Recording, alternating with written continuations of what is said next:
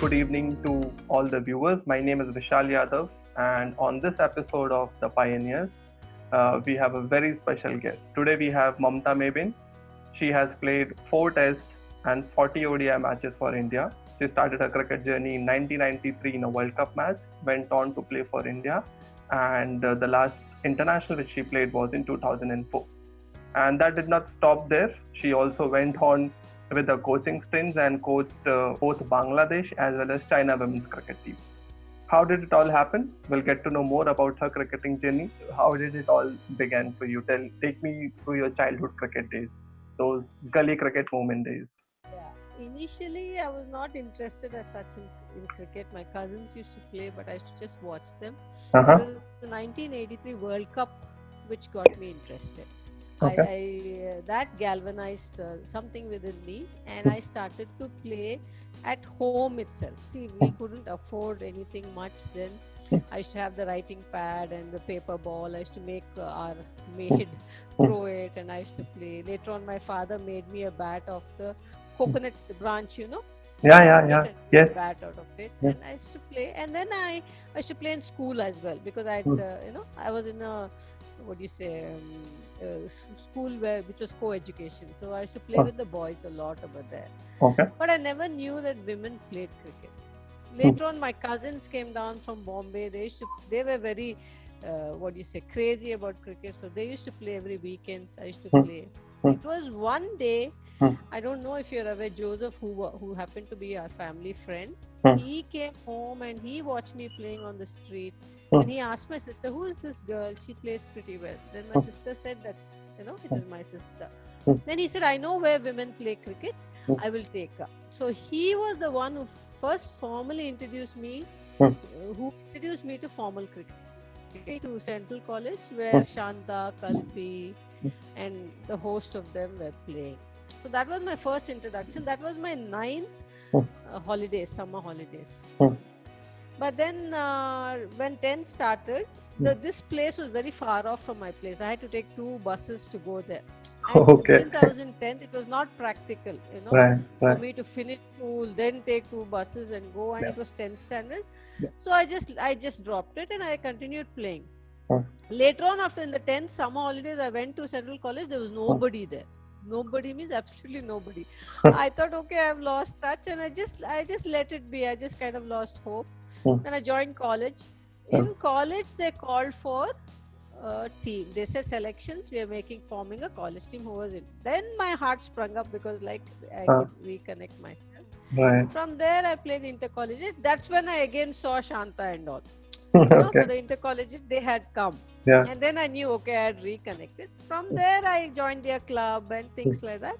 Uh-huh. The very same year, I played junior cricket, Mhm. junior nationals that year. And the following year, I played senior cricket for the state.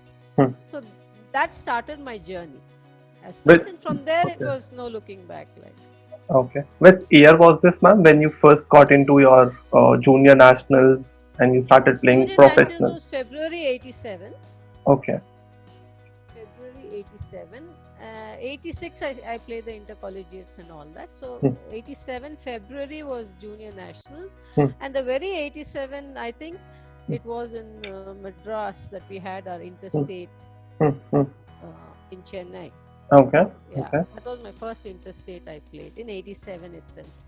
I do not Okay. know the month, but I Okay. played the same year. Got it. Got it. So 83 was when our men team lifted the World Cup. I'm sure that had created a lot of buzz back in India about the sport. Did that have any sort of impact on your cricketing Yeah, journey? definitely. After that, I used to watch every match. I never will miss even one ball. I had my own scorecard, score sheet, and only in the drinks I'll go to the washroom and things like that. I used to bunk school a lot so that Yeah. I can watch them play. So I Okay. was very passionate post 83. And who did you look up to? Who was your Only inspiration? Shastri and Gavaskar. Shastri, I like Shastri a lot. Uh-huh. And Imran Khan. Those Mhm. days, I was very fond of Imran Khan for the way he led the side. Okay. Steve Waugh. Mhm. After some time, after I started playing, I lost interest. I hardly used to watch cricket. Only it was during college and the initial years. Okay. That craze was there where you put up posters on your room. So I had Ravi Right, right. Shastri's poster, Okay. Sunil Gavaskar's poster, and things like that. I used to follow a little bit of tennis also, but cricket was a craze Okay. then. Okay. Shastri is my favorite. Amazing. So 87 is when you started playing cricket, and it took you 6 years to get into the national side, to get into the international team. What happened in between these 6 years? For 5 years, there's no international cricket. Correct. See, There was that's no. the irony. That's the saddest part. So I was like very amateurish. I never took it seriously. Just go play, come, then forget about it. Then again next year start practicing. Yeah. There was no international cricket. That was the Correct. saddest part of the earlier bunch. Right. Right. There was just domestic cricket and there was no international. First international was in 91 where India toured Australia. Australia. I was in the India camp, but I didn't make it to the Indian team. Okay. That is where I felt, oh, maybe I also should be there. Then I started practicing like, a little hard because obviously I was not good enough to get into the side. Right. Right. Until then, I never felt the pinch. We used to simply go play and come and then I'll forget. There was only state matches. There was no international matches. None whatsoever for 5 years. 86 they played. Then they played in 91. Oh, okay. Okay. For straight 4-5 years, there was no 5 international. years there was no international. So that was our peak. Precisely. If there was an international, probably in 87 itself, it would have been probably, it would have egged me a little more. Yeah, But right. for 5 years, I was just, okay, let's see what happens kind of types. And it was only in 90, actually, if you say post 93 only, I became more serious. I was, Okay. truth be told, I was more amateur cricketer and not a professional one. It's only Okay. later half of my career, I tried to get professional. This is the true story. Nowadays, see, we played from our pockets to play. True. True. True. My father retired in 89 Hmm. or 90, he retired. Mhm. At the time I was playing cricket. And there was no money. So I had to fend for myself most of the Okay. time. Okay. It was a very amateurish sport then. Right. Right. And nobody in my family knew anything about cricket. They were not interested about sport. Only thing, they didn't hinder me. I said, what you want to do, you do. But they had no background of the game as such. How many siblings did you have, ma'am? Three siblings, Mhm. all three sisters. I'm the last one, and both are married. Both my elder sisters are married. And were they also interested in cricket, or you were the only No, child? I told you, no, there is no in my whole family, my relatives, nobody has an inkling about sport. They don't know what sport is. I Okay. have no idea. I remember asking my sisters to chuck ball. They'll run a mile. There was absolutely. I think I was the only one in the entire, not only family, in my Yeah. whole father's relative, the clan. I'm the only sports person. The best part was that they never stopped you from pursuing the sport. Yeah. That is one thing. Actually, my father was keen that I took up medicine. Okay. Actually, I Okay. scored well in 10. Uh-huh. I joined PCMB in 11th and 12th. I took up science, but I found it very difficult, and I knew where my heart was. I told my father, I'm not interested in any medical or engineering. I want to play. He said, okay, fine. There's no problem. Okay. That way they supported me a lot. Okay. They never questioned me. They knew, like, okay, she's following what she wants to do. And I joined railways very early. So I was fending for the whole family right from when I was 18 or 19. So then nobody asked me questions because I was the one, the breadwinner in the Right. family. Got it. Yeah. So I was coming to your domestic journey. Which year did you join railways, and for how long did you play for them? In Southern Railway, I think I joined in 89 and I quit in 94. I was there with them for 5 years. Okay. I played Indian Railways 3 seasons I played. I think 91, 92, 93. That Okay. season. Or 91, 92, 92, 93, 93, 94. I quit in 94. So Okay. I played 3 seasons for them. Okay. Indian Railways. Diana was the captain. Okay. There was Purva, Pramila Bhatt, Hmm, and all. In fact, all 3 broke into Indian Railways in the same year. Right, right. In fact, on your debut, on the debut which you made in the World Cup, there were 4 more people who made their debut along with you. I think it was Anju, Uh-huh. and a few others. It was a bunch of youngsters. Like they had taken a few. That was the first year Shanta, Sudha, Shubhu didn't play. Okay, okay. Yeah, they'd taken a few youngsters on that. So were you like surprised knowing that now you are part of the India side? How did you come to know about your India selection, ma'am?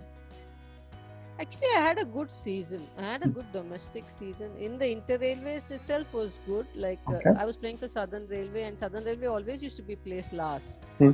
That year we won the championship, beating Western and all that. So Mhm. I got picked into the Indian Railways, and Indian Railways had a fairly good run.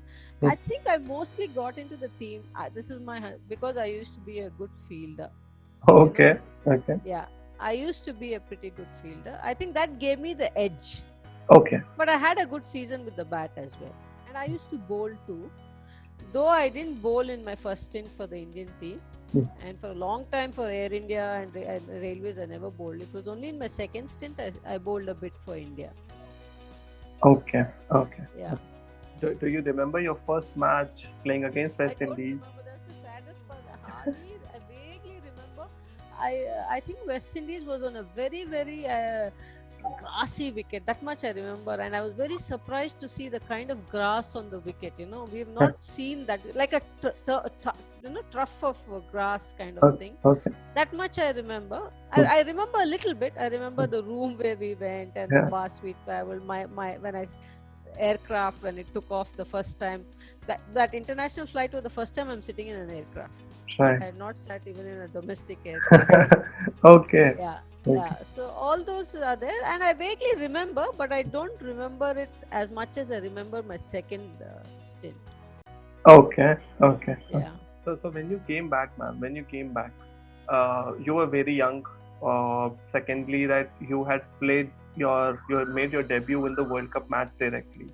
There was, and you had also scored heavily in the domestic circuit, and then you suddenly get dropped from the national side. What was going through your mind back then? What did you think? I didn't do justice. Okay. So there was no two ways. I was okay with the fact that I was dropped, but I think I could have come back a little earlier. But still, I kept telling myself that what I'm doing is not good enough. I need to do more. I never tried to put the blame anywhere else except at my doorstep. I thought, okay, I got dropped, but I could have been probably drafted in a little earlier. I spent 8 years out, right? Which was peak. Precisely. See, what happened for me then was I was either in Indian Railways or I was in Air India mostly during that time. It was star-studded with Anju Jain, Anjum Chopra. The initial matches, 1 down, 2 down, will finish the games. Okay, because we're playing smaller sides. True. It was only in the semis and the finals I'll get the exposure, and I will score a 50 or so. A couple of 50s is not good enough for a comeback. See, comeback always has to be heavy. Right. And that used to be my dilemma. Every time the smaller matches, no exposure. The bigger matches, I will do something, but still not good enough. It was only when I quit Air India, came back to Karnataka, the whole thing was on my shoulder. Then I led South Zone. Yeah. Now when everything is on your shoulder, there's so much exposure. True. Every match you're getting to walk in. True. Not every match you're getting to walk in. And some matches will bundle the opposition for 80, 90. Because we're such a strong side. No, as soon as I made a return to Karnataka, my chances improved a lot. The very second year I got picked because that Pune interzonals was I scored heavily again. Even when I made my comeback, the scores were good, were heavy. Right. I think everything fell into place. I scored. Shanta was the chairman selector. I think I must acknowledge the fact that she was the chairman selector, and that helped my case. Though I had scored, it helped my case that she being there. Right. She could convince them that yes, there is still something left in me. Right, of course. There was so much left in you because the way you made your comeback. We'll come back to that later. But what I want to know and want to stress a lot on these 8 years, you kept going for these 8 long years without even knowing the fact that when would you make a comeback. What was the thinking? What was the mindset back then? You were playing domestic matches. How did you sort of cope up in those 8 years, and what kept you going? The first thing I only told myself was it had to be me. If the couple of 50s are not enough, I had to do more. Okay. Okay, that was the first thing I told. So I kept working hard, but for one reason or the other, somehow I was not able to break through. Sometimes I told you I genuinely felt I could have made a comeback because the few people who got picked, I definitely felt probably, you know, you have that feeling, but still I didn't want to look at it from that angle. All Right. I told myself was, uh, I still have something left in me. I'm not going to throw in the towel so easily. Either I have to stop playing, or I have to play for the country. You see, even today, if I go pick up a bat and play for the club, I will want to get selected for the state. That is the what pushes you, isn't it? When you're playing competitive cricket, what pushes you is you want to go to the next level. Having an So as ambition. long yeah, otherwise you cannot play. You cannot handle pressure if there is no ambition to go up higher. Right. So whether I played for the state or the zone, I was always looking that I will get selected. I never played. The day I, what you say, the day you feel that, You're content nothing with is your going, success. yeah, then you cannot handle pressure. For me, pressure, I thrived under pressure. That was one of my strengths. Without pressure, I could not play. If Oh. everything is going easy, everybody is scoring, I cannot go and score it. I used to find it so difficult. Okay. It was in my nature. So in those days, though I didn't get picked, I didn't lose hope. Right. I kept the faith. I kept working hard. I think by now you'd have known that in between I was a journalist. Yeah. In 2000, I had to, because I had quit railways, and even I came out of Air India because I wanted more exposure. Only for my game's sake, I left Air India. Because I knew it was not happening for me in Air India, because I would go like 3 down or 4 down. Even if I got a chance, it'll be 20 not out. I'll go and win the game, but nobody will see that it is just a 20 not out. So I knew if I had to seriously stake a claim, I had to play for a team which needed me. I would be. So that I found in Karnataka and South Zone. Right. So I came back in 2000, and I think 2001 or 2 I made a comeback. So this is what kept me going, because I tried to quit the game a couple of times, but I would not find peace. No matter how much I worked that day, I would not want sleep in peace. But no matter what I did not do, but if I had trained that day and had a good net session, I will sleep peacefully. And that day I knew this is where my heart is. No matter what, I'm going to, to try is in my hands, right? The outcome is not, but the effort is there. So because I knew where my peace was, I kept trying for it. I didn't give up. Amazing. There's so much to learn from this particular aspect of yours. Actually, I feel so many youngsters give up so easily. Exactly. So easily, 1 or 2 seasons, and they just lose heart. Right. I say no. If you want this game, if you love this game, you stick. Don't put your feet in 2 boats. In Kannada there is a thing. Don't put your feet in 2 boats. You'll fall in between. You either choose this or that. But whatever you choose, you go the distance. This is what I try to tell them, and I give my example. Sometimes I feel all this happened for a reason, because I can tell a few people that listen, there is still life. As long as there is life, there is hope. Right. Tell me about your writing stints. How did that happen? You spoke about your writing assignments. Yeah. See, in 2000, I quit Air India to come so that I can play for Karnataka. Now my whole family is dependent on me, including my father, my mother, my sisters, everybody.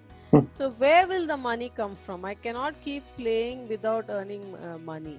And so this, actually Irfan sir told me there is an opening like this in Asian Age. They're looking for sport. Still I was not, because I wanted to practice. I know if I work, it's going to be tough. The sir said, you just try, what's your harm, you just go. So I went, and then it so happened that I got picked or whatever, but I was very specific. I told them, see, for during my season I won't leave, because I still want to play. So they agreed. Okay. They said 2-3 months, that will be in a year. I said, 2-3 months a season will be there. We will give you leave. In fact, you can cover it for us when you're playing as well. Got it. That was my only condition. Because I knew I want to play cricket. Correct. So that's how I joined. I joined because of monetary compulsions. I told you, Hmm. my father retired when I was 18 plus or 19 plus, I Hmm. think. Hmm. From then, the whole house runs on my shoulder. So Okay. I couldn't, yeah, so I couldn't take the liberty of not working also. Okay. Yeah. Okay. So I joined Asian Age, Hmm. and then that was when I played that Air India, and that shoulder injury I suffered. Hmm. That Hmm. was that year itself. Hmm. So I remember coming back. I knew it was my left hand, Hmm. and people had told me, if you don't take care, it'll keep popping out. I Oh. was scared. Yeah, I was so scared. Hmm. It was on a sling, and I used to work. Hmm. I never touched it for about 3 weeks. I didn't touch the shoulder at all. It was in a sling, and I kept it in a sling. Okay. Yeah. Then after that, my shoulder was stuck. Then it was that rehab was very, very painful. But Hmm. somehow I got about 90% of that range. Motion came back, and because I took care of it, it has not popped out of the shoulder again. But how did this injury happen, ma'am? Were you like catching? Were you diving, fielding, Oh, or? I dived, and I'm not so adept at diving to my left hand side. Okay. And I dived in a wrong position, and thunk, I heard that noise, thunk, and I touched. I cannot feel anything here. Oh. The socket had come literally down, Uh-huh. about 4-5 inches down it was. Uh-huh. That was the first, first match of the season, interzonal for Air India. Rani Jhansi tournament. Yeah, Air India. I was heartbroken because again, every time you are trying to make a comeback, you Right. want to, and that is a showpiece event. Interzonals is the last step. If you perform well there, that's when you get noted. Correct. Yeah, I didn't lose hope. I told you, I kept saying, if not now, again, I kept trying.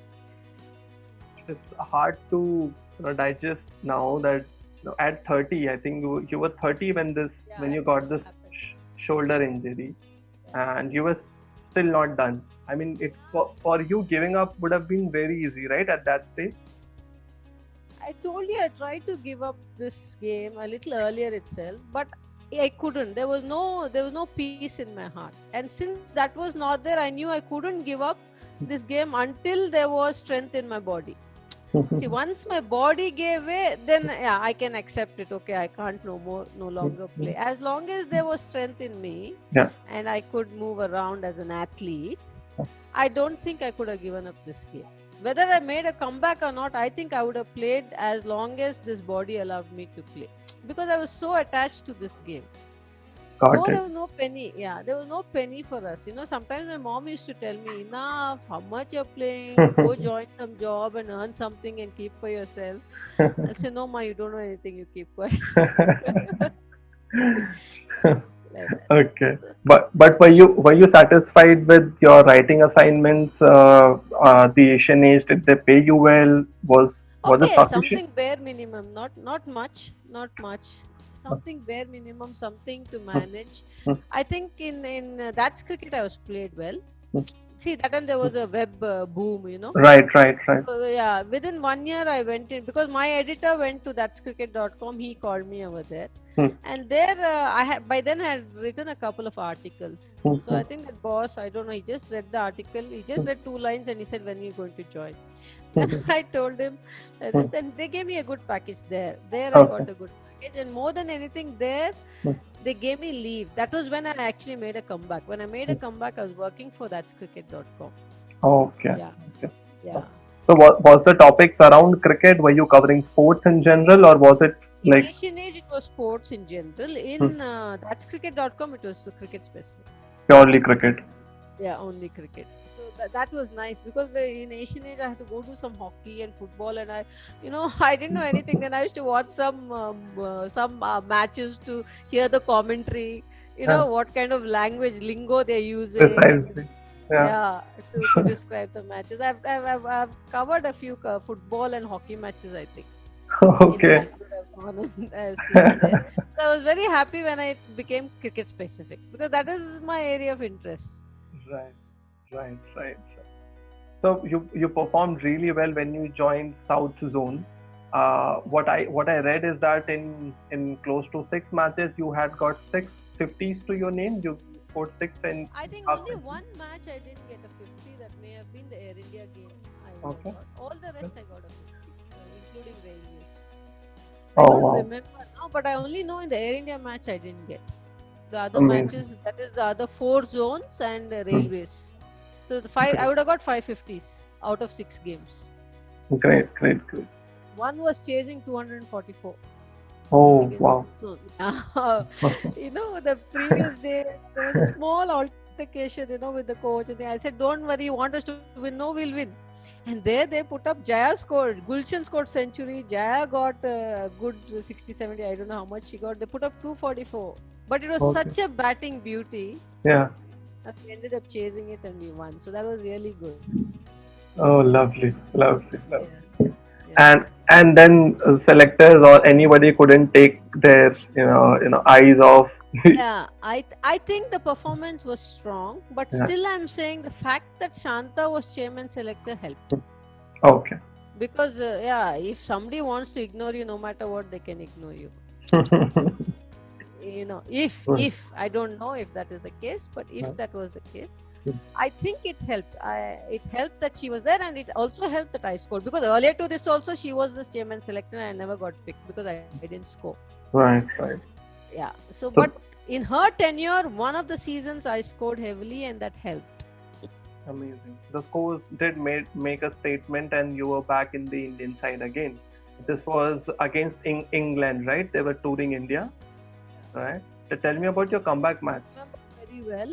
It was I think the third match. The first 2 matches I didn't play. Right. I think it was the third match. Anjum was lead, and actually there was a collapse. There was kind of a collapse, if I remember, and it was myself and Arundhati Kirkire who put on a good partnership, and we took our team to a good score, and then of course the bowlers did well and we won. So I got a 50 odd, I think. Yeah. 50, it was just about 50, I think. I don't remember because I don't watch stats. I don't see all these things. Somehow it was not in me. I had a good match in that. I helped pull the team for a good total. See, after this England, we went to South Africa. Okay. Yeah, there we won that historic test match. Right. Yeah, there, and again we toured England. There we had a poor. All of us had, and I had a very poor outing. Then I promptly got dropped for the quadrangular. Okay. Then I got picked for the as a captain for the New Zealand home series. Okay. After New Zealand home series, we went to Sri Lanka. And I want to specifically talk about this New Zealand series because there's a very, very beautiful story associated with this tour. I want you to narrate that, ma'am. They announced the squad. One of the selectors walked up to me and said that, see, they were the reigning champions. They had just won the World Cup. So they told me, they kind of wanted to give confidence. They said that, see, we don't expect you to win, but we have to put up a good show. Means if you wouldn't have won, nobody would have said anything because they were the current world champions. World champions. Then when we had the meeting, it was just an informal meeting. Only amongst the players, because otherwise they will not open out. In a formal meeting, all the players won't open. It was just an informal meeting. The coach was aware of it. In fact, coach itself gave permission to just hold an informal meeting. So in that meeting, I happened to ask, what do you think would be the outcome of this series scoreline? Somebody said 5-0 New Zealand will win. And I said, not even one we can win. Then I don't know who. Somebody said maybe one.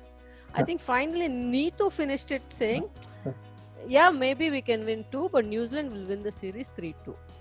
Okay. Then I said, we are going to win the series 5-0. Okay. And then that discussion started, and we almost ended up winning 5-0. You won't believe the last match in Chennai, last ball we required 4 runs. They required. New Zealand required, they were chasing. Yeah, 4 runs, yeah. And had that player just stood on the boundary line and collected the ball, 1 or 2 runs we would have won. She went for a catch and then she let the boundary go. Oh. But we came so close to making it 5-0 is what I wanted to tell. Exactly. So this is how it happened. But there were a lot of good performances. Anjum Chopra, Jaya Sharma. I think Mithali was the key. because they would give a solid Start. start. Hmm. Mithali used to be the one who would go and finish it all off. So Mithali played a very crucial role. Anju Jain, Anjum, Jaya Sharma, they all the whole team in the bowling. There was Nushin. Every time I needed a wicket, I'll throw the ball to Nushin. I said, I don't know what you do, Nushin. I want a wicket, and promptly she will give. So it was a really good series. After we won the first match in Bombay, first match was in Bombay. Even Okay. there, all the selectors had told me that win the toss, you bat. Okay. And then in the team meeting, I asked, what do you think we should be doing? Everybody said, I think we should chase. I said, why? They said, no matter how much we'll know the target, and no matter how much we put, they will score. We'll chase. I said, okay, we'll chase. So when we won the toss and we put them in, everybody was like, what have we done? But when we ended up winning, then in the next match also we put them in. In the third match, they got the hang of it. They realized somebody who's they are chasing, they put us in. But there also we won though. They were cantering off. I remember that one episode in Bangalore. We put up, I think 180, 190. I don't know how much we put up, or 25. Initially, they came and blasted. They were going great guns. It was a flat wicket, and I didn't know what to do. All I did was I spread the field. I told Nushin and these spinner, there's nothing in the wicket. You have to change your line. You just bowl me stump to stump. I will give 5 fielders on the leg side. Okay, let them hit, but they have to make a mistake and we should hit. Because bowling fourth stump line was not fetching anything. There was nothing. They will slash also, it will go above the slip. And then slowly choke them. And we got the run rate to about 5. Harry Tiffin and I think Sarah Maglash were playing. And actually Chachu, that is Hemlata Kala and myself, would play that the fifth bowler role, We used to go with that. So that there was 1 or 2 overs I had to adjust. So I gave it to Hemlata Kala. And that 1 over went for 16 runs. And from there, the whole match turned and there was a stand there. They were saying, down, Mamta, down. They were going because they were cantering by then. And then I got one direct hit run out of Harry Tiffins. And then the whole match changed. Then David came, Amita came, they choked them and then we won that match. So there we sealed the series 3-0. Got it. And then we went to Chennai where we won the 4th and the 5th narrowly we missed. So it was a good series in terms of fact that the belief set in that we can also do this. No matter what the opposition, we are also good enough. I think that was the series. See, the skill was never in question. Somebody of the caliber of Anju Jain, Anjum Chopra, Mithali Raj, the caliber was there. It was just a matter of belief. I think that series helped all of us to bind together and believe in ourselves that we could, and even the management helped a lot. They conducted a lot of camps. Shibu ma'am conducted a lot of camps. The coaching staff and the support staff did a lot of good, like maintaining a diet, getting us special, physiotherapists and trainers, which was the first exposure for us. We had special camps only for training. Amazing. The fitness aspect. So the background work was done by the admin. Right. Shubhangi ma'am. Shubhangi ma'am did a lot. And Sudha ma'am was the coach then. Correct. Yeah. So they also did their part. We also did our part, and it all helped. So the team which did not believe that they would win the series, they would win even the single match. Eventually ended up winning the series 4-1 against the world champions. And credits to you, ma'am, for instilling that belief in the team. No credit as such, but this is just a true story. I think Jaya has briefly touched upon this story in an interview. Right. With me, it was probably that. Why not? I mean, I even in my first stint when I played, I always realized that we were far superior skill-wise compared to Australia and England. Even now, that is the case. It is only that in the physical aspect they outdo us.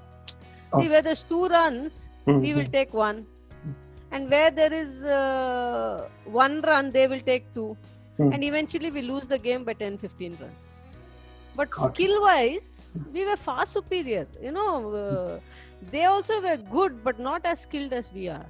But still, they used to win 10-15 runs. So it was a matter of belief as well as these small things over here and there.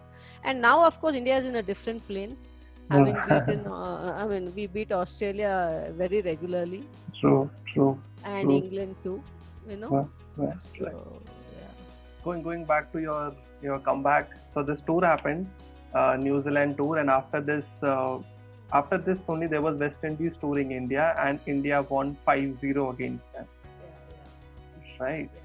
And you and the team did not stop there. There was again an Asia Cup, which eventually was played between, it was more like a bilateral series played between India and Sri Lanka, and India thrashed Sri Lanka in all the departments, winning all the 5 matches. And you have got a very peculiar record to your name. Do you remember that, ma'am? Yeah, I've got 6 wickets, no? Yes. And you're the oldest female cricketer to have got 5 wickets at 34. Yeah. See, even that has got a story. That match also, see, I am the 5th bowler. 5th and 6th, I was a bowler. Right. Everybody was getting thrashed. Julian was getting a Neetu, Nushin, anybody I put, they were whacking. Then I said, okay, let me come on. No other choice. That day, wherever I put the ball, I don't know, I can't remember. I think most of it is bowled in LBW. We played in Kandy. The ball swung so much. Yeah. I think I picked up 4 wickets, and then I stemmed the tide. Other end maybe a few. So I said, okay, we are in control, and so I stopped. I said, okay, you all take over. Again they were getting hit. Then again I came back, and then I finished. That's why it is only some 6 point some overs. If you notice, it is only some 6 point odd overs, 6 wickets. Yeah. Now I wonder, had I bowled the whole spell, I wonder how many wickets I would have taken. Because I came in 2 spells, I took 4 wickets, and I said, okay, fine, you all take over, I've done the job now. And again they got it, and again I came back. That was just one of those days, you have in cricket where anything you do clicks. Yeah, so that was really good. Even in that 10 rounds, 1 run was overthrow for 5 runs. Oh, okay. Okay. They ran for a quick single, somebody threw, there was no backup, it went for 5 runs. Otherwise it would have been just 5 runs. 6 wickets for 5 runs.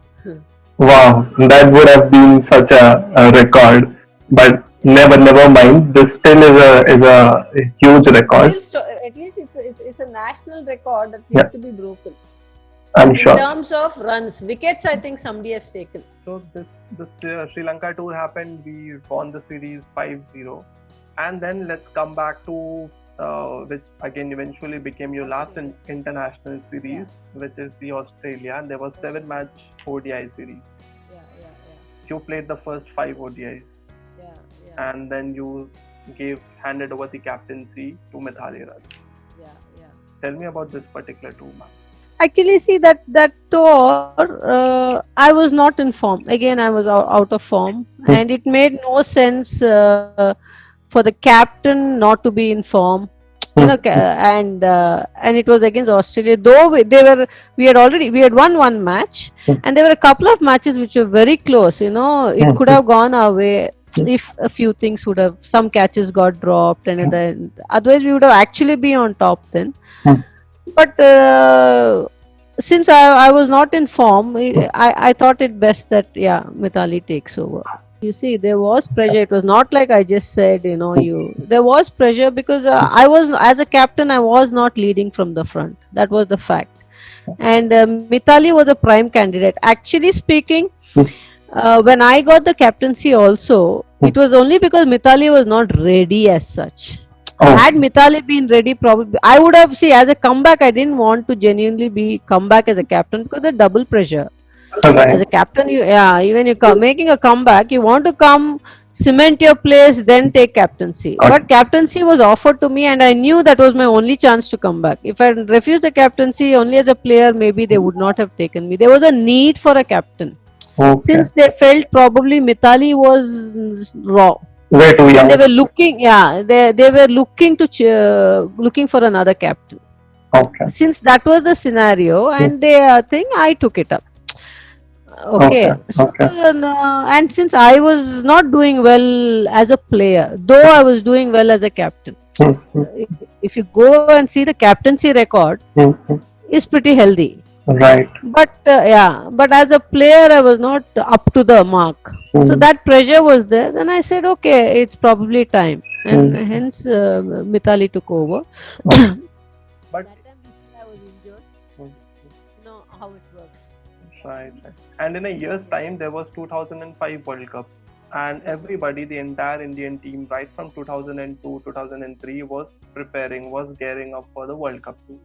And you just left everything. You resigned from cricket. Left means it's not. It was not a unilateral decision. The management itself felt that I was not doing justice. Oh. Now, when that is the case, and I agree to the fact that I was not doing justice, and since the management felt I had to perform. See, even that last match I got some 20 odd. It was actually the match I played well. I was coming back to form. You know, if I was gone off form, that last match I played my best. I was coming back to form. I could have probably played 2 more matches, but then see, for me, India comes first. It's not me or it's not Mithali. It's about India. Right. And if I'm not doing the job for India, somebody else has to do it. Right. And since there was pressure from the management itself that I was not performing, I stepped down. That I would have liked to have played. Because I would have liked to have played just one more World Cup. You know, I played the first one and then I didn't play. And we were all working towards it. See, the team had gelled under me to a great extent. Yeah, it gelled under me to a great extent. But it is just unfortunate that my form dipped, which meant that India is not in a strong position. So India matters first. So that's okay with me. I'm okay with that. Because the end result is Mithali took over, and there can't be a better person than Mithali. But it is great to see the way you know, at very ease, you say that it was great to leave the team in a very healthy space and do not want to be a burden there. See, it is not about me, no, it is about India. Now, whether Mithali is scoring, see, tomorrow, if India loses, it will say India lose to Australia. It will not say Mamta lost. Or Mamta won. So India mattered, and if I'm not doing justice, though it hurts, it would have hurt, but genuinely I'm not doing justice. So then if there is a better candidate there, that should be the right way forward. Though I'm telling you that last match I got some fluid runs. Correct. You know, the 20 runs were fluid. It was not shaky. Correct. But then I think the management had made up their mind that, you know, I said, okay, fine. There was no point in having any friction because it's not about you or me. It's about India. And India did well. India went on to win the next 2 matches. Correct. See, that is what matters, right? Right. Yeah, and we did well in this World Cup. Yeah, and the form continued. India reached the finals in the 2005 World Cup. But it started off with New Zealand. That momentum started off with New Zealand, and then I think it eventually ended in that World Cup. Very true. And whenever we'll talk about 2005 World Cup, whenever we'll talk about the success of 2005 World Cup, we have to give credits to you, ma'am, for instilling that belief. Now, you admit or not, you have to take the credit because that is how it all started. You know, the mindset. Yeah, it started that way. Yeah, the mindset. It grew. Yeah. I'm okay. See, for me, it's India. India did well, and if I have laid a foundation for it, I'm happy. I may not have been able to finish it, but at least I am happy that I laid a foundation towards that goal. Great. Yeah. I was watching one of your TED Talks, which is on YouTube, and you mentioned about this book called The Power of Positive Thinking. Yeah. When and which year did you read this, and how did this impact? This is very early. This is very early in my inter-railway days. I think 1990. Yeah, that was where I realized that your mind, your mental space is something that can be nurtured. Okay. Yeah, that was my first exposure to the fact that everything is not circumstance. You know, you can actually impact your environment by the way you think. The environment needn't necessarily impact you and control you. you can actually impact the environment the way you think and speak. That was my first exposure, though that was the basic book. There were many other resources as well which I've studied and come across, which have added to the way I think.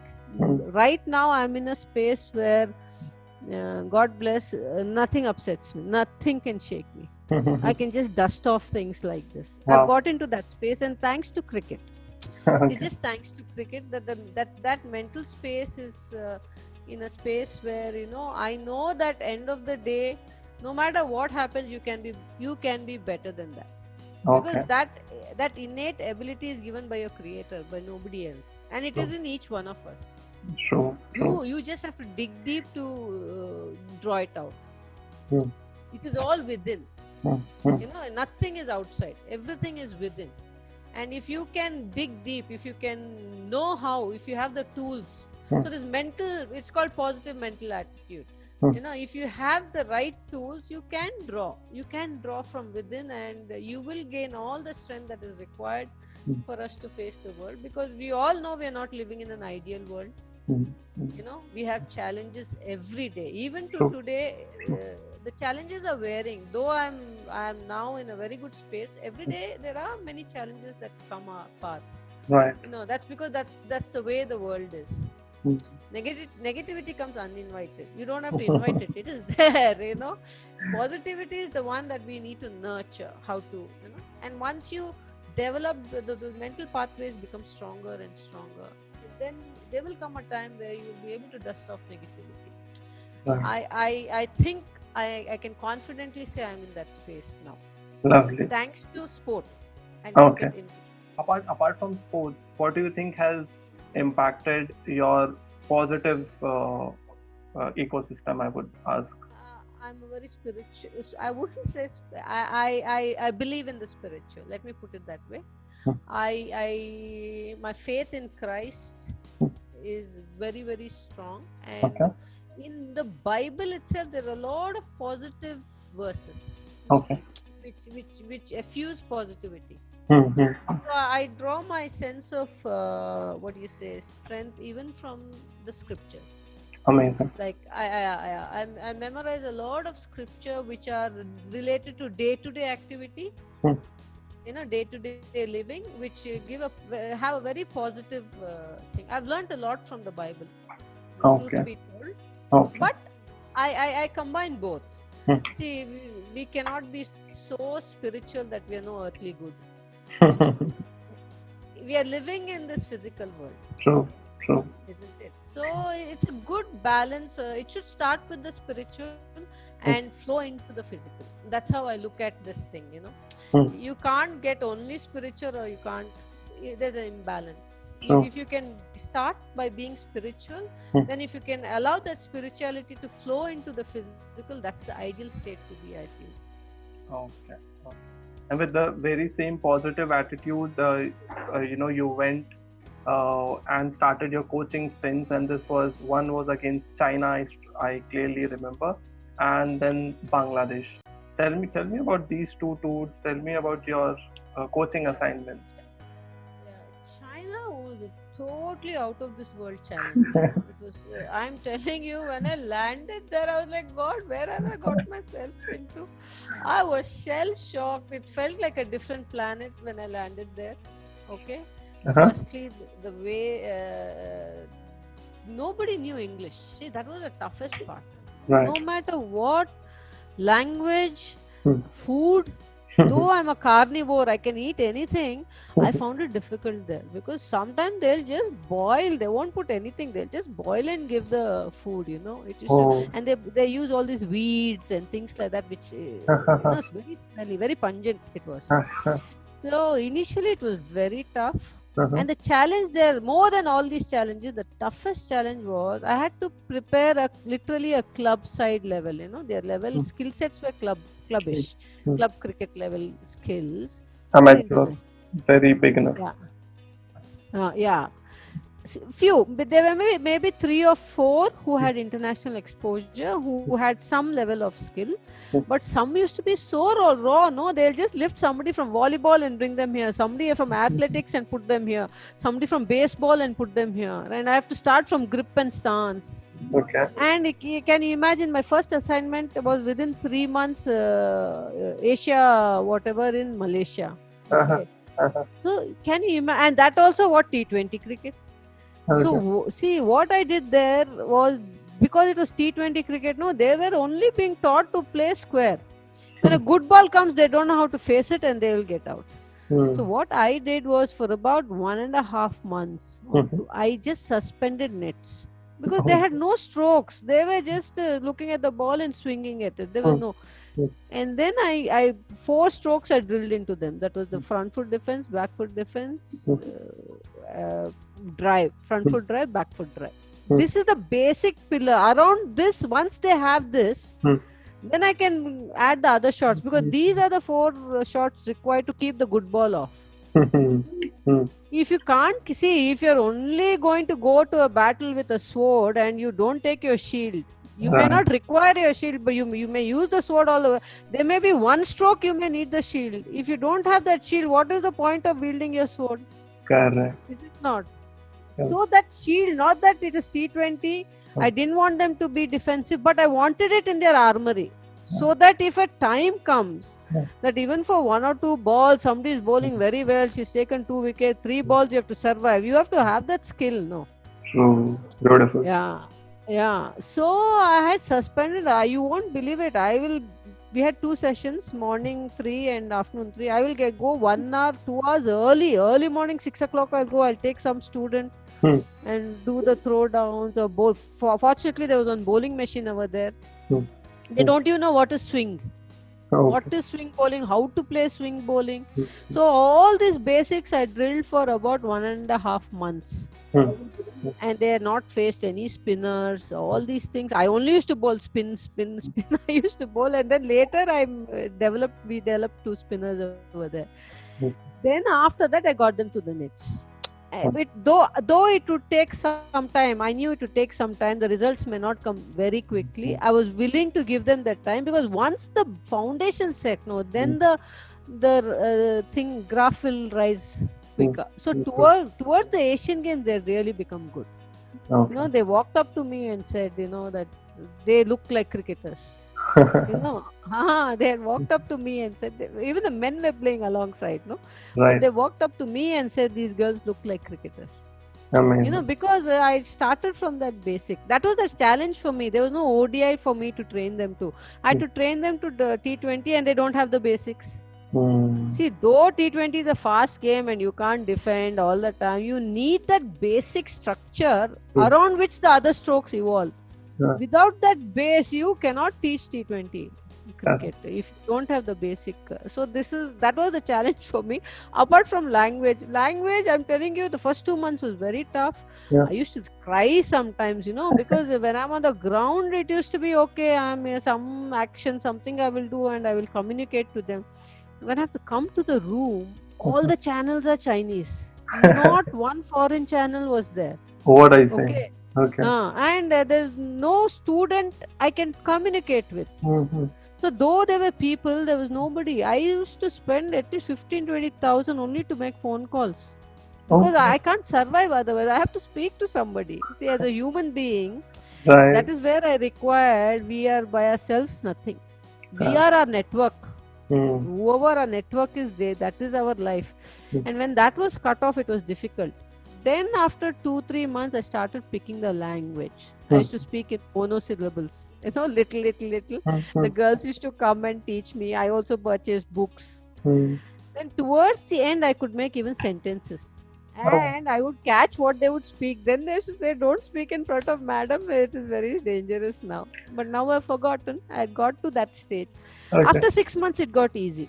it got easier. I started liking the food also. You know, your tongue kind of develops that taste. I used to like some of the foods in the street food what we used to have.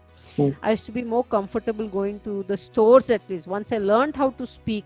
Otherwise, I had to go out only with a student. I couldn't step out without a student. It was dangerous because I could get I can't speak anything. They can't understand anything. So it was a challenge on many levels. It was a challenge. Food, language, skill, everything. Whereas Bangladesh, that was not the case. Bangladesh, they were a test playing nation, which means they've grown up watching this game. Whereas Chinese, they're not grown up watching this game. I used to take videos from India to put it on and show them, especially a women's matches. Men, they were not interested. Women, they would be interested. So I had to train them. Whereas in Bangladesh, it was much easier. They knew the game. They would adapt to the game easily. All they needed was some tactical, apart from technique, mostly they needed tactical acumen, which is what I mostly gave to them. Technically also, we used to do a lot. But most was tactical, the understanding. Initially, I used to play with them because they what they would do, they will hit 2-3 boundaries. They don't know how to rotate strike. They will get out and come. So they used to get out at 70-80 initially. Then I had to teach them soft hands, what it is to play in the gaps, and how to combine the stroke play with these things. And that is when they got a little better. And now they've reached a different level. Yeah, correct. Last 3-4 years, they have shown exponential growth. Because they have the same core, for the last 10 years. I went there in, I think 12. So I think 12. For the last 8 years, 80% is the same core. So now that core has got mature and their experience, and they have a lot of exposure to all international cricket, like they played Australia, England. So they're bound to. But I kept telling them, you can't. The mistake they're doing was, they were investing only on the top 25. See, that will fail at one time. Right. Because how long will the top 25 last you? Then there is the lag, I used to tell them, you please invest mostly in the grassroots, so that in the next 5 years, believe me, in Bangladesh, when we played against South Africa, the stadium was packed, though it is free, packed. I have them some photographs, I don't know where they are, but they were packed. And because they're sports lovers, men, women, they're not bothered. They want sport. The people are like that. So if actually cricket can be developed, then it's a good center to conduct. If any IPL type of things for women are conducted there, you will see the stadiums will be packed. They're sports lovers. Yeah. So once I saw that, I told them, this is a gold mine, sitting here. But the only thing is you have to invest in your grassroots. Because our international players like Shuktara, Salma and all, when they went back to Khulna, no facility to practice. They are practicing on, just the field. The field, they are making a turf wicket and playing. There's no turf wicket. Only when they came to Dhaka, in the national camps, they got the best of facilities. But when they went back to their states, nobody has any facility to play. So that is not going to help you. Hopefully things have changed now. I think the same is the case with most of the Indian states today, if not all, because some of the metro cities, of course, they have got state-of-the-art facilities, they have got better cricket grounds, but probably the states in northeastern areas or some in south, when they initially started playing cricket, I remember when you used to put out the nets, you had to water the pitch initially. Yeah. We had to go, we had to sweep, then water it, then nail the mat, put up the net. Yeah, those were the days. I remember one of the players telling me that they also used to carry broom in their cricket kit. Yeah. So that Yeah. And we had to carry the mats, we used to put the stumps and then we used to carry them. And that is what I used to tell these girls. We had no box nets. See, we wanted to practice our strokes, Right. but we have to wind up. Mm-hmm. And we'll get five. We'll say, don't remove. 5 minutes. All the 10 of us will be there trying to drive the ball or cut the ball. Once the net is wound up, there's no space to practice. Now 24 hours, whenever you want, you have bowlers. You just have to tell, I want this bowler. They'll be ready to bowl to you because of the academic culture which has come in now. Earlier there was no academic culture, only club culture. Right. Which was, we played in the morning, you wound up, or you played in the evening, you wound up. In between, there's no infrastructure for us to practice. Those were the days, but I'm just so happy for women's cricket and cricket per se. You know that we've if not for this pandemic, I don't know, we would have been elsewhere by now. Precisely. Yeah, because that World Cup final, whoa, the crowd was just another level, no? It was Right. just somewhere else. 86,000 even- plus people, and you're playing Australia in Australia, Yeah. and the stadium is full of blue. Yeah, and even in England, the one which we Yes, 2017. Yeah, Yeah. 2017. that atmosphere, see, which only goes to show if you can market it. Hmm. You know, this is a sport that can thing. Right. Both the ECB and Cricket Australia showed that women's cricket True. can stand on its own. Correct. Absolutely Yeah. correct. So what would be your the top 3 suggestions now, considering the fact that we went to the finals, we were the finalists in the T20 World Cup, and in the last 3 years, in fact, we have been to 2 finals, but have not went ahead and lift the trophy, have not won the finals. So what would be your 3 top suggestions for the Indian cricket? They have given, I mean, with due regards to BCCI, they've given them quite a bit now. The kind of support staff they have a bowling coach, they have a fielding coach, they have a male head coach, and they have quite a few male members there. But I feel if at all they can add more, probably a sports psychologist, because this seems to be the thing of the mind, and just not the skill factor involved here.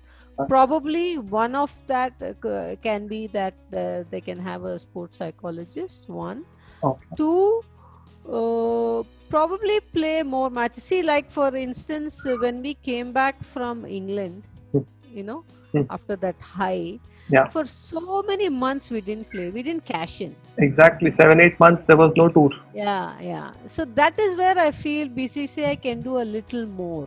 And even when we had tournaments against Australia or England and Australia, it was in Mumbai at 9 o'clock, 10 o'clock in the morning. Right. Right. So I think there is a separate, pocket of fans for women's cricket. And it has always been, right? The smaller cities always attracted huge crowds. Yeah. And we need to learn to cater to them. I think that is where BCCI... See, we cannot compare men's cricket, women's cricket. That should not be done because that's not fair. But women's cricket in itself can garner eyeballs. And it has a women-specific followers. For sure. And they feel disappointed. I see a lot of dialogue on Twitter where quite a few of them are disappointed that there's no activity happening. They want more. Like for instance, when the World Cup got over, I felt, especially the ODI one, I felt a vacuum within me.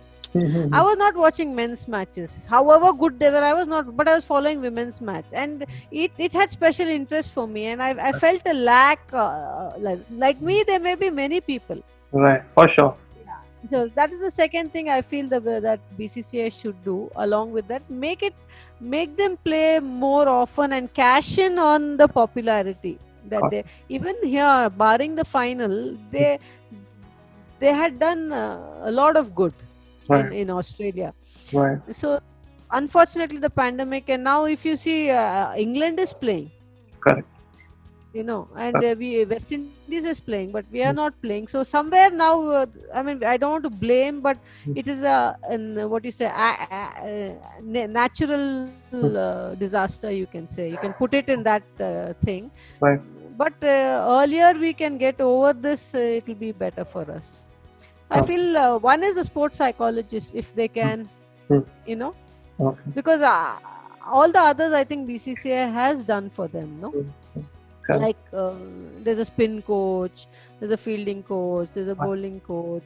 Now it is time for us, because we can't always say BCCI, you do this, you do this. That's not fair also. But I don't know. I think it's a matter of time. This is what I feel, because we have come so close. It's just that last step that we need to take. Probably sports psychologists will help. Oh. And these things, scheduling of these matches and keeping it should not be from World Cup to World Cup. Right now it looks like it's from World Cup to World Cup, because that's where you're generating the eyeballs. Yeah. Even bilateral series, take it to smaller towns. You see the crowd. Once the crowd comes, everybody will be interested. Right. Last IPL Jaipur was such a hit. Exactly. Yeah, it was such a hit. And the last match, there was stampede, I was there, ma'am. I was there. Yeah, it you was were there. such People could not come in. Yeah, exactly. Yeah. They initially opened just 2 gates, but eventually they had to open all the gates of Savai Man Singh because the crowds kept on coming. And I'm just so happy that eventually that game turned out to be a humdinger. Went to the last ball. Yeah. Went to the last ball. Good sport, and it kept going here and there. So Right. I'm happy about that. It was really, quite a few people walked up to me and said that it was so good for women's cricket. For sure. Yeah. Right. Amazing. My final 2 questions to you, ma'am.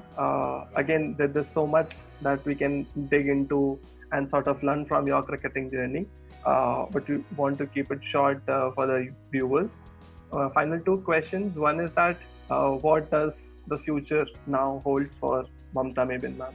Yeah, right now I'm involved with KSCA. I'm happy with them. We had a really good season, especially the ODI season was really very good. It's so unfortunate. I was really looking forward to the knockouts, because we had placed ourselves in such a way that our path was a relatively, easier path to the final. So unfortunately it didn't happen. So it looks like this season is gone, It doesn't, because I think BCCI has already sounded that be prepared to lose a season.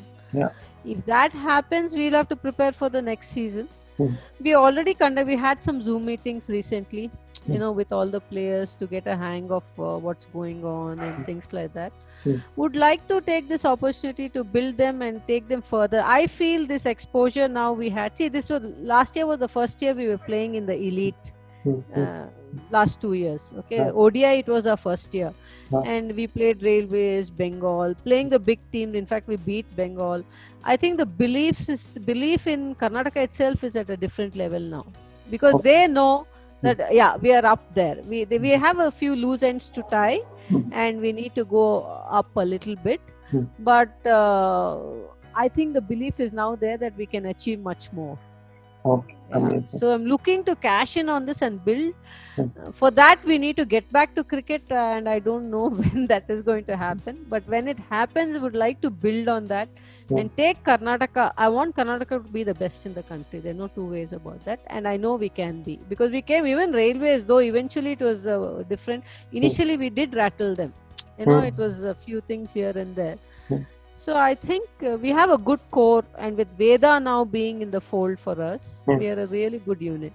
And KSCA themselves are very, very. Last year the preparation was excellent.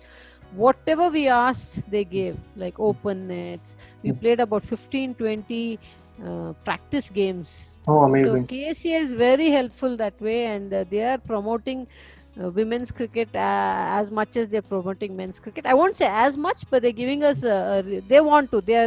They have welcomed us with open arms, so that's a good thing. Great. Unlike few other states where they have to still fight. Yeah, right. Yeah, we don't have to fight. We ask anything, they do it for us.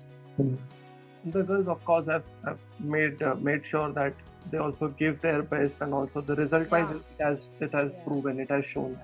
Yeah, even last year we reached the final. Yeah. This year we beat Bengal, which was a very big. We beat Baroda, to whom we've been losing. So these are some of the positives, and more than anything, the main positive this time was it was not dependent on one person. On any given day there were 2-3 people performing. So that is a good sign of a team. That is a sign of maturity. Earlier it was a one-man show. Most of the time one clicks means we are sailing. One day doesn't click and then something like that. But this time, though one didn't click big time, apart from the first match, other matches the other girls played. So that is a good sign for a team. Right. That is when you can say, yes, this team. Otherwise, the T20 was in the leagues, in the knockout phase, thanks largely due to Vanitha. That is not a good, though I will take it, that's not the real sign of a good side. Got it. Real sign is when everybody can pitch in, and that is beginning to happen in Karnataka, which is a really good sign. My last question, my final question to you is, ma'am, your any final advice to the young girls who are now starting to play cricket? All I can say is, see, in our days, this was not a career option. Okay. Still, few of us pursued it because of the love of the game. Now it is a serious career option. So Right. if they are interested, they have to go the full distance, and really work hard and not look for any easy way out. Things are not going to come easy. Though there is a lot of money and fame in the game, that's not what they should play for. If they play for the money and the fame, they are bound to lose out sooner rather than later. It should be the passion that should drive them, and the passion of just excelling, and now they have the cushion of it being a career option. Earlier that was not the case. We have lost so many talented people because after degree they could push it 1 or 2 years and then they had to quit because it was a case of earning their bread, and it was not happening. But now that's not the case. So I would ask them to go for their passion wholeheartedly, no matter what. If results don't come easily, to continue to pursue and not take shortcuts, and not blame anybody else, to take their own responsibility. Right. Like you have done in your entire cricket career, and that's what makes you so special, man. Not just as a cricketer, as a sports person, but as a human being. You've got to take your responsibilities for each and everything that is happening. End of the day, that's the story, no? Because see, the only thing in this world we have, which we call is our own, is our will. That even God doesn't take it from us. He cannot alter it. That is why we have to choose to worship Him. He will not force us to worship. So will is something is ours. Nobody can. So when that is the case, even the accountability is ours. It cannot lay on anybody else's doorstep. No matter what the circumstance, we are responsible and accountable for our life. This has been my one principle on which I run my life. Yeah. Very beautiful. Very beautiful. On that beautiful thought, ma'am, I would like to end this conversation. Firstly, it was great chatting with you after a very long time, because I remember having a chat with you, a wholesome chat with you almost 2-3 years back, and after that we did not actually got a chance to do that. But glad I did that today for this series called The Pioneers, and you are one of the pioneers that has sort of. Thank you so much. I must say it was a pleasure talking to you also. I think this whole conversation was very, very cordial, very nice, very pleasant. I'm glad it happened. And thank you for sharing all your experiences, ma'am. And thank you for sharing all your learnings with the girls today who are now sort of giving back the results to their performances.